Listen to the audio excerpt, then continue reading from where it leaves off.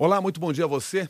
Seja muito bem-vindo a mais um capítulo do Mundo Corporativo, que hoje se dedica a falar sobre gestão de desempenho, sistemas de remuneração e avaliação de desempenho nas organizações. E para conversar conosco sobre esse assunto, nós convidamos a Rosângela Souza, sócia-diretora da Companhia de Idiomas, especialista em gestão empresarial e professora de estratégia da FGV. Rosângela Souza, desde já, muito obrigado pela sua gentileza de estar conosco no Mundo Corporativo. Bom dia. Sou eu que agradeço, Milton. Bom dia aos ouvintes da CBN.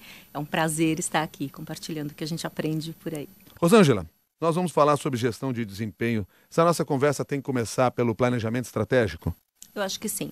Eu acho que você tem que, primeiro, como gestor, como empreendedor, identificar o que importa na sua empresa. E essa é a raiz do planejamento estratégico. Você tem que ter lá a sua missão, quer dizer, para que a sua empresa existe, qual é o seu posicionamento, se você vai ter lá custo baixo ou preço premium, você tem que se posicionar, a visão, as metas, os KPIs, que é aquela sigla em inglês, Key Performance Indicator, que é o indicador de desempenho, quer dizer, o que vai indicar o desempenho da sua empresa para a consecução das metas. Você tem que ter as atitudes, os valores, então tudo começa com a identificação e a declaração do que se quer, para depois você medir, para depois você avaliar as pessoas com base no que você declarou. Que preço se paga se resolver passar por etapas sem ter esta ideia do planejamento estratégico que está no início de todo esse processo, como você já nos chamou a atenção?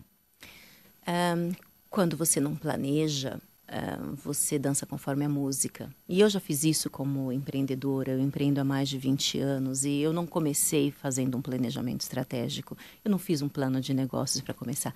E eu paguei todo o preço lá no começo, porque aí você começa só atendendo aos clientes, a sofrer as consequências do mercado, sem nenhum tipo de planejamento e sem saber o que você é.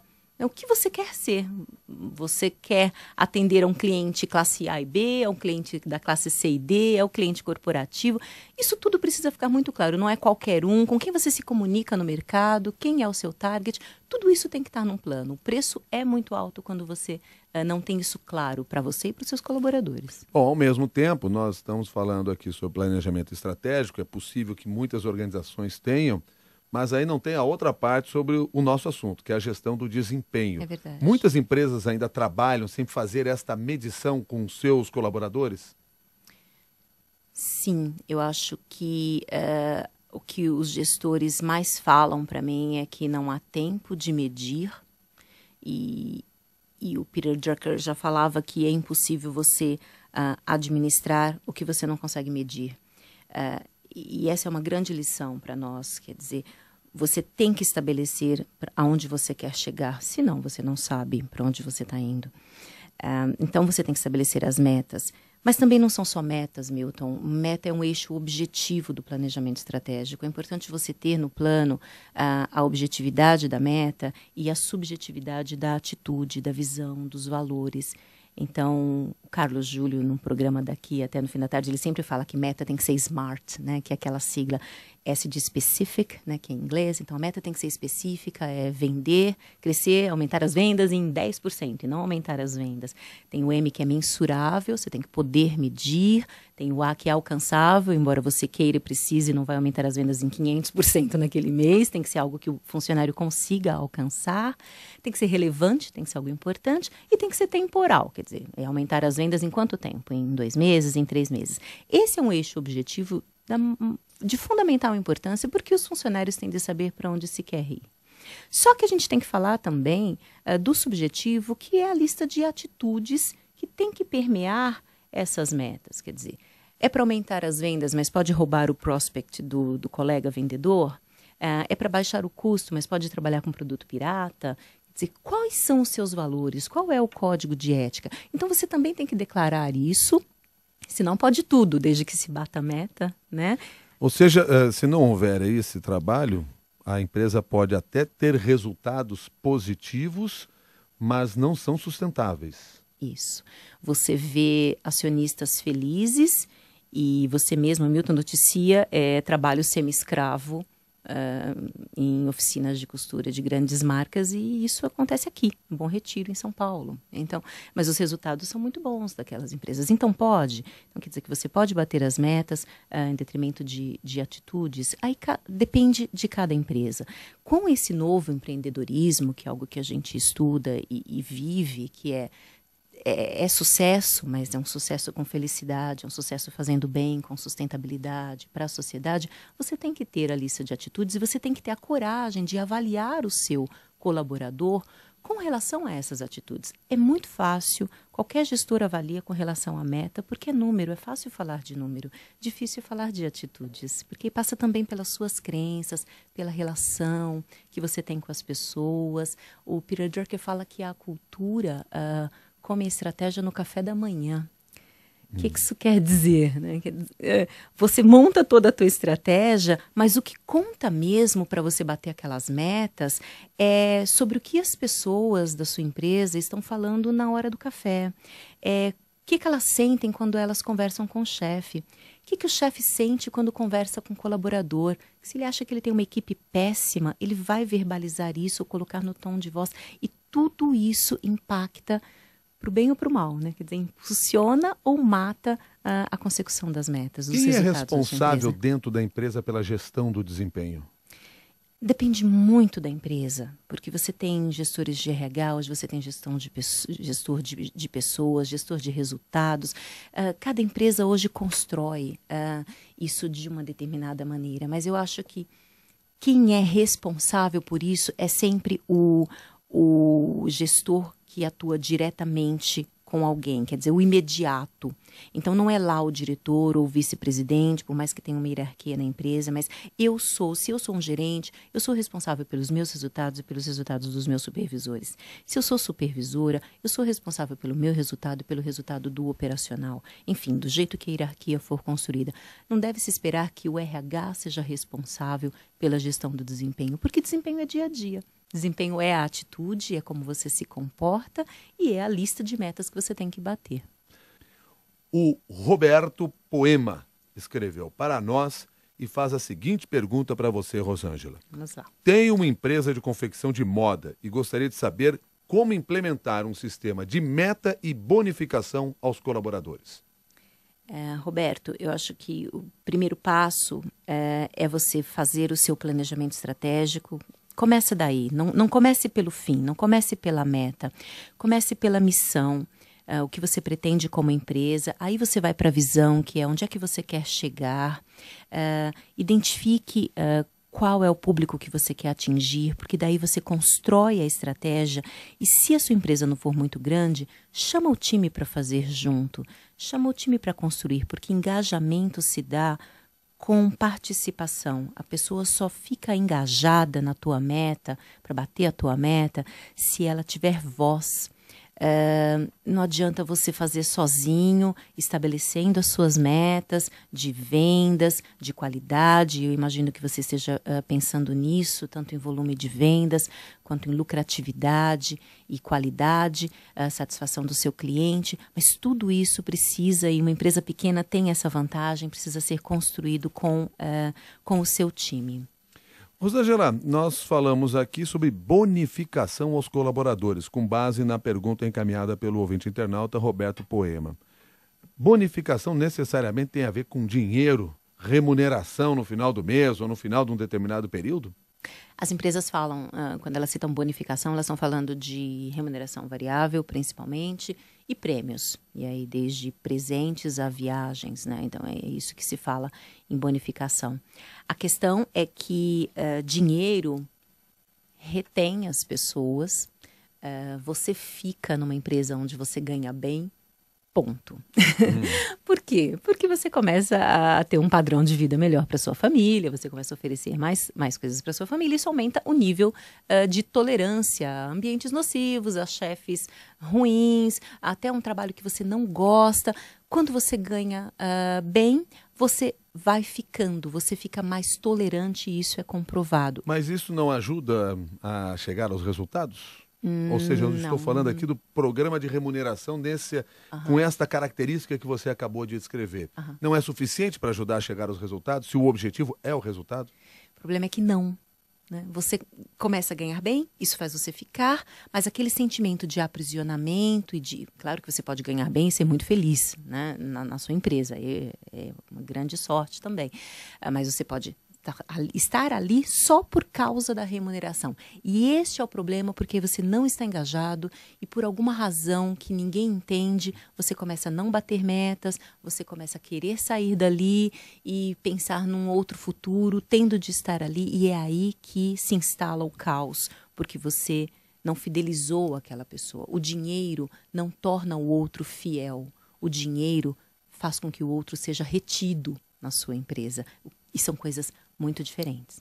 O Ricardo Ferraz escreveu para cá e ele quer entender que outros programas de incentivo podem ser implantados numa empresa que vão gerar, ele usa essa expressão, mas enfim, mas que vão gerar essas melhorias no desempenho com resultados aí sim positivos, não ficando só com a ideia da bonificação, da remuneração na forma como nós falamos. Tem um livro chamado The Advantage, que é A Vantagem, é do Patrick Lencioni. Acho que nem foi lançado ainda no Brasil, mas deve ser em breve. Ele fala que o resultado está atrelado à empresa saudável, ao ambiente saudável. Então, o Ricardo tem que ter a remuneração, o bônus, a remuneração variável, sempre com meritocracia, né, voltada para o resultado que aquela pessoa está entregando, de tudo que a gente falou até agora, mas ele tem que pensar no ambiente. E o ambiente é o que mais traz o bom resultado. Você fala, mas como é que o ambiente vai trazer o bom resultado? Quase sempre há estudos disso, o excelente resultado acontece por causa de uma boa atitude e o péssimo resultado é decorrente de uma péssima atitude. Então veja como relacionamentos saudáveis dentro de uma empresa impactam o resultado. E o gestor está sempre pensando em que tipo de bonificação eu posso dar? Viagem motiva mais do que dinheiro, dinheiro motiva mais do que elogio. E talvez a discussão não seja essa, seja que tipo de ambiente que eu tenho. Será que as pessoas dentro da minha empresa têm uma relação de confiança? Porque quer ver as pessoas baterem meta, Milton? Estabeleça um clima de confiança. Mas confiança não é aquela com base na percepção de herói. Quer dizer, eu confio em você, Milton, porque eu sei que você é fera e não erra. Você confia em mim porque sabe que eu não vou errar. Não é isso. É confiança com base na vulnerabilidade. E os times precisam ter isso. O que é confiança com base na vulnerabilidade? É o Ricardo assumir lá na empresa dele que ele erra e falar, puxa, cara, comi bola, vamos juntos aqui resolver isso. E esse cara, que é o funcionário dele, no dia que ele comer bola, ele vai falar, Ricardo, comi bola, vem cá, vamos ajudar. Quando você tem esse sentimento de confiança com base em vulnerabilidade, é uma mágica, porque as metas começam a ser batidas porque um ajuda o outro, sem a competição, sem a maledicência, sem a sabotagem. Ouvindo assim, como você está falando, parece que é, sem dúvida, o melhor caminho. Agora, o que a gente consegue perceber, muitas vezes dentro das organizações, é que as pessoas, os profissionais, têm muito medo de se mostrar vulneráveis em qualquer uma das situações. Por que isso ainda acontece, então? Onde é que nós estamos errando para que isso ainda seja uma marca em boa parte das organizações? A premissa do sucesso é o não errar, né? A excelência tem como base o infalível. E a gente precisa começar a questionar isso, porque nenhum de nós é. Então, mas se as pessoas esperam isso de nós, a gente começa naturalmente a esconder os erros. E aí, numa empresa, todo mundo está escondendo os erros. Quando alguém come bola, um descobre e comenta, e é aí que se cria a cultura perniciosa, e isso impacta todo o resultado. Quer dizer, se você consegue ter numa empresa o sucesso com base na falha também, quer dizer, nós todos somos um time, nós todos vamos errar, mas a gente está aqui buscando esses resultados, é aí que a gente quebra isso que a sociedade todo o tempo prega, que é um sucesso com base na perfeição. O que eu faço para medir o desempenho, então, dos colaboradores da minha empresa? Eu acho que você tem que trabalhar sempre com 2 eixos. Como no planejamento estratégico foi o eixo objetivo e o eixo subjetivo, na hora que você vai avaliar o funcionário no aqui e agora, porque também tem um jeito de avaliar para o futuro, que é importante a gente falar, mas no aqui e agora eixo objetivo, que metas eu espero que você alcance, quais são os indicadores que vão me dizer que você bateu ou não as metas, então ter isso muito claro, combinado, de preferência construído com o seu colaborador e periodicamente. Na companhia de idiomas a gente faz a cada 2 meses e anualmente uma avaliação completa, mas a cada 2 meses a gente trabalha o eixo objetivo, bateu ou não a meta e roda o PDCA, que é isso na administração, né? P de plan, quer dizer, vamos planejar o que você vai fazer para os próximos 2 meses para bater as metas. O D de do, o que você vai fazer? Então você planeja, tem que fazer. O C de check, vamos checar o que você fez no outro bimestre, o que deu errado e vamos ajustar, que é o A do PDCA. Então, roda isso aí com o seu funcionário. O que você planeja, o que você faz, o que você checa, que pode ser ajustado para o próximo bimestre, para que as metas sejam batidas, caso não tenham sido, ou para que sejam novamente batidas e as metas sempre aumentam, né, por conta das necessidades do mercado. Então, esse é um jeito de você avaliar bem objetivo. E não se esqueça do subjetivo, que é quais são as atitudes que a empresa espera que você tenha, o que é inadmissível e o quanto você está desalinhado dessas atitudes. E isso precisa ser falado, que é sempre o mais complicado de se fazer e de se ouvir. Falar é fazer um feedback, nesse caso. É um feedback, mas tem que ser um feed forward também, né? Quer dizer, é back porque você está olhando para trás, mas tem muitos gestores que só fazem o feedback. Então, eu constatei isso em você, lide com isso, né? O feed forward é, constatamos isso e como é que eu posso te ajudar a, daqui para frente, ser melhor? E geralmente é pessoalmente, profissionalmente, né? Então, o que nós vamos fazer juntos para que você atinja os objetivos da empresa e os seus? Isso tudo é aqui e agora, né, Milton? É objetivo, subjetivo, uma fotografia da performance do funcionário naquele momento. A gente não pode esquecer que tem um outro vetor que ele pode ser um excelente gerente que bate meta e tem ótimas atitudes, mas na hora que eu tiver uma vaga na direção, eu não tenho ninguém para cobrir.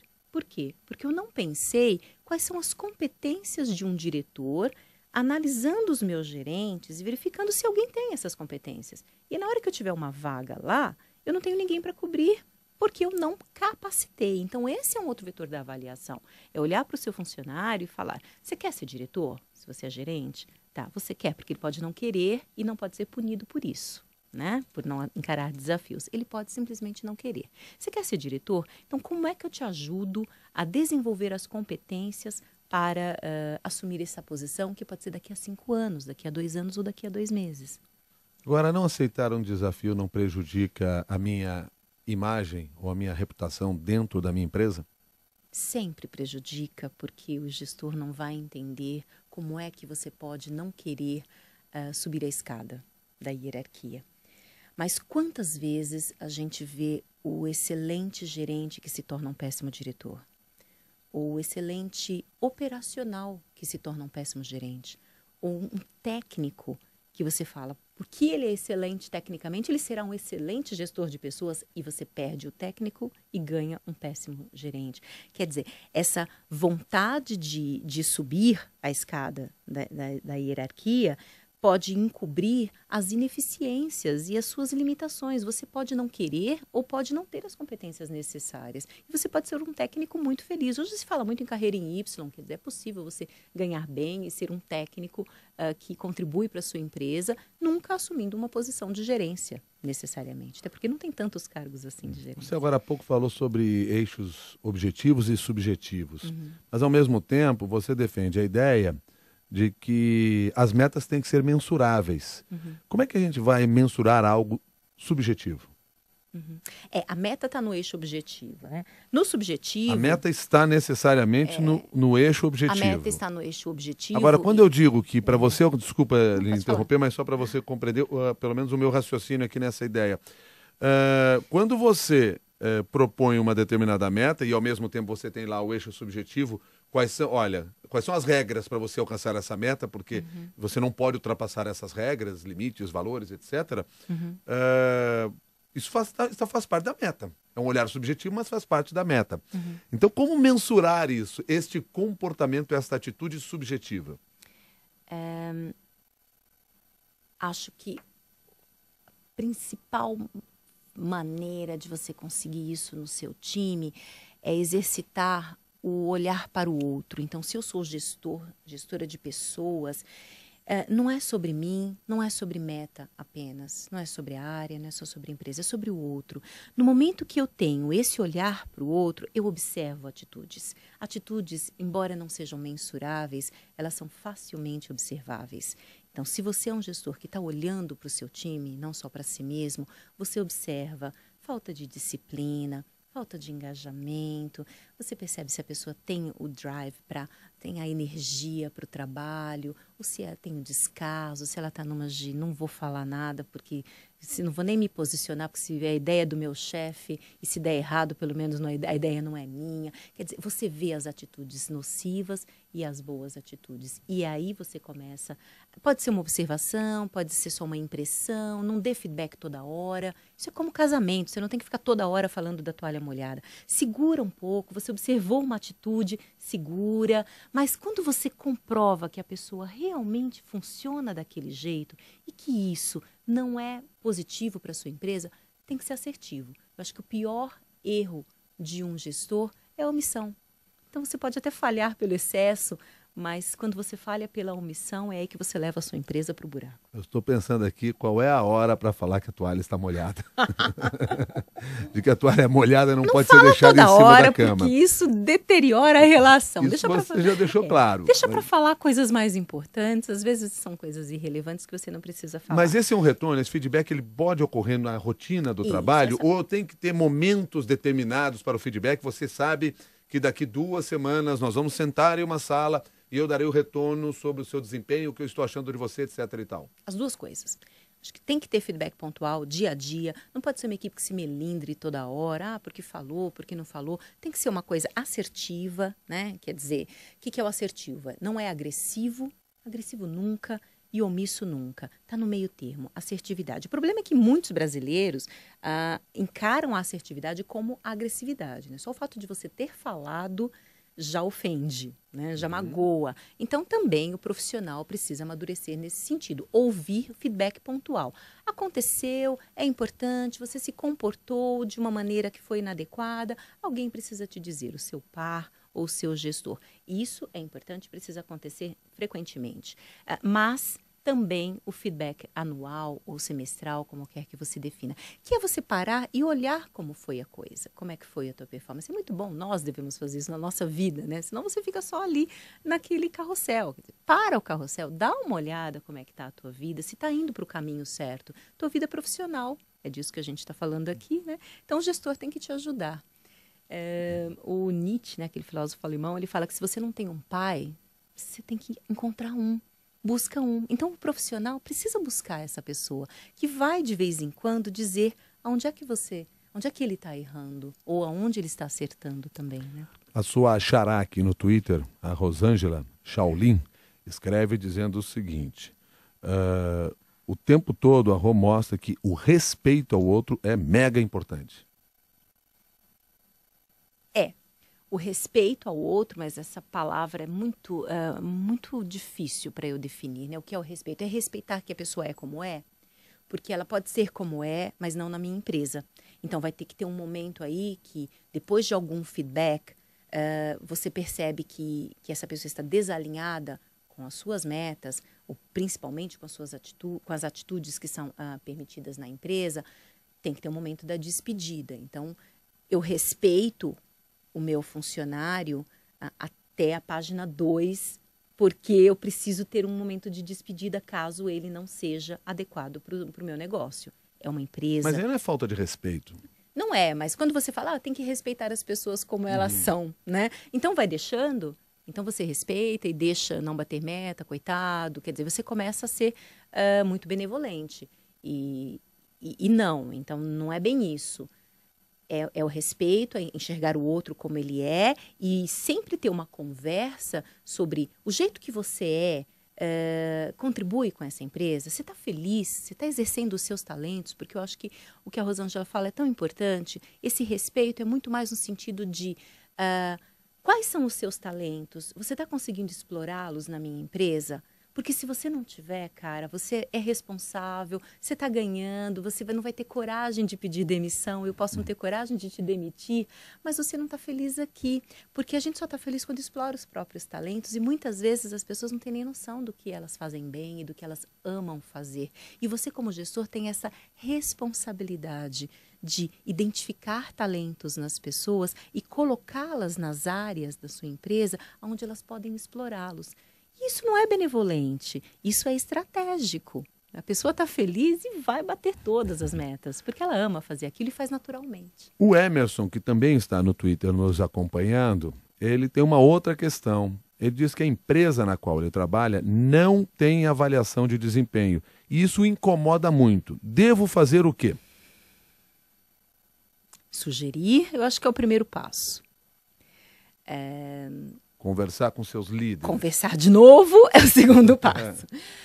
Dependendo da área em que ele atua e do tamanho da empresa, às vezes é uma empresa pequena, ele pode de fato contribuir. Falar, vamos construir? Talvez não seja o modelo ideal e o simples é sempre melhor. Tem avaliações de desempenho mirabolantes e complicadas e não chegam a lugar nenhum. Às vezes uma avaliação simples chega a um resultado muito mais rápido e muito mais consistente. Então, ele pode também oferecer para contribuir, estudar sobre isso e fazer um modelinho que pode não ser o ideal, mas é o possível naquele momento. Agora, eu posso aplicar eu próprio na minha carreira? Se a minha empresa não atua assim, ou até porque eu também sou um profissional liberal, eu não respondo a nenhum chefe, eu posso aplicar essas técnicas e esta ideia na minha carreira? Eu acho que o que tem de mais apaixonante na administração é que tudo que você aprende lá, você pode e deve aplicar na sua vida pessoal. Então, tanto a missão, você tem que saber para que você está aqui, né? Quanto a visão, onde é que você quer chegar, quais são as suas metas e também quais são as suas atitudes, as atitudes que você permite na sua vida que façam tudo isso valer a pena. E quando você fala, dá para aplicar a avaliação de desempenho na própria carreira? Sim, desde que você tenha tudo isso muito claro, como na empresa. Senão você vai avaliar o quê? Você vai medir o quê? Né? Cuidado para não medir só salário, né? E achar que meta é ganhar X em tantos anos. Né? Porque não necessariamente é isso que vai te fazer feliz e saudável, que é o que a gente quer. Rosângela, nós já falamos aqui sobre diferentes assuntos e eu queria que você nos ajudasse agora nessa parte final aqui do Mundo Corporativo a resumir as ideias que nós trouxemos para os nossos ouvintes internautas dentro do tema gestão de desempenho. O que você pode deixar para nós como um último recado para aquele que a gente vai levar daqui para frente e compartilhar com os amigos? Eu acho que a importância da avaliação das atitudes, dos relacionamentos, essa coisa da confiança com base nas vulnerabilidades, você ter uma empresa saudável com o objetivo também de bater meta. A gente vê muitas empresas que cuidam só dos relacionamentos e não é isso, ou só dos seus funcionários e não é isso. A gente existe para cuidar do cliente, para ganhar dinheiro sim, mas é através de um bom ambiente, através da exploração dos talentos das pessoas e da felicidade. Entender que excelentes resultados podem encobrir péssimas atitudes. Eu acho que isso é fundamental porque a gente se cega como gestor, como diretor, como empresário, quando o resultado está bom. A gente finge que não vê e muitas vezes não vê as péssimas atitudes que tem na nossa empresa. Porque o resultado está bom, o acionista está feliz, então deixa para lá, não é tão importante. Eu acho que tem que haver uma reflexão sobre as atitudes, mesmo quando os resultados estão muito bons. Porque é aí que se encobre a péssima atitude. É o vendedor que bate meta, roubando o prospect do colega. E a gente já falou disso nessa conversa, né? Então, cuidado com isso. E também porque os péssimos resultados são decorrentes de péssimas atitudes. Então, quase sempre não se bate meta, que é o eixo objetivo, por causa da atitude, do descaso e do que você faz naquela empresa em termos de cultura. Quanto você investe para ter uma cultura do bem, uma cultura do trabalho, uma cultura de buscar felicidade através de uma empresa de sucesso. E apenas para a gente continuar nesse diálogo, o Emerson, que fez a pergunta agora há pouco, ele escreveu aqui novamente. Conversei com meu chefe e não tive resultado. Vou sugerir uma implantação dessa cultura aqui na empresa. E o Emerson pode sugerir também para o pessoal lá na empresa, acompanhe essa nossa entrevista aqui no Mundo Corporativo, que certamente um pouco dessa ideia vai contaminar o pessoal por lá também. Rosângela, muito obrigado pela sua gentileza de estar conosco aqui no Mundo Corporativo. Até uma nova oportunidade. Eu que agradeço, Milton. Obrigada, foi um prazer falar com você e com seus ouvintes. Prazer foi todo nosso. Rosângela Souza, que é sócia-diretora da Companhia de Idiomas, é uma escola e consultoria de idiomas para o mercado corporativo, especialista em gestão empresarial, professora de estratégia da FGV, que conversou conosco sobre gestão de desempenho.